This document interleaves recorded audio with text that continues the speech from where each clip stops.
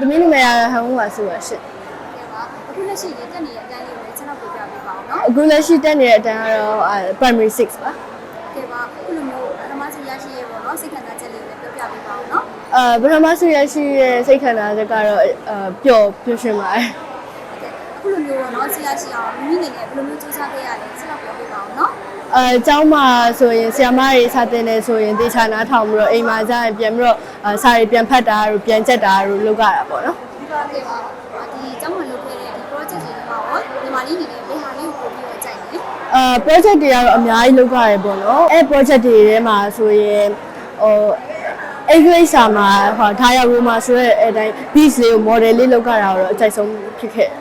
ခုလိုမျိုးပေါ့နော်ကျောင်းဆောင်ပြီးပွဲတော့လေဒီလိုစုပ်ပွဲလာရတဲ့ခံစားချက်လေးကိုမမတို့ပြန်ပြီး share လေးလုပ်ပေးပါအောင်နော်ဟုတ်ဒီ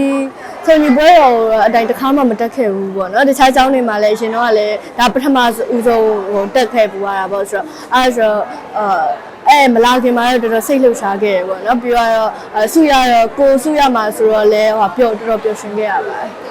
ဘောနော်ညီမလေးအကျဉ်းဆုံးဘာသာရက်လေးကိုမမတို့ပြပြပေးပါအောင်နော်ဟုတ်ဘာသာရက်တွေကတော့အကုန်လုံးတော့ကောင်းပါတယ်ဒါပေမဲ့တင်ချာရဲ့ science ကိုတော့အကျဉ်းဆုံးဖြစ်တယ်ပေါ့အဲ့ဆိုလို့ရှိရင်မမတို့ရဲ့ဒီခေတ်ကျောင်းတော်လေးပေါ့နော်နောက်တက်လာတော့လေဒီခေတ်လေးစားလေးတွေအတွက်ပေါ့ညီမလေးနေနဲ့ဘာလေးတွေပြန်ပြီးတော့အပိစကားလေးပြောချင်တယ်ညီမလေး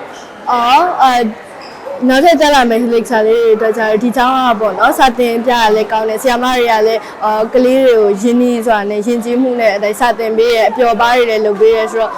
ဒီကျောင်းကတော်တော်ကောင်းတယ်ပေါ့နော်ကဲပါအခုလိုမျိုးမတို့ပြကြပြတဲ့ကျေးဇူးများကြီးတင်ပါတယ်ကျေးဇူးပါ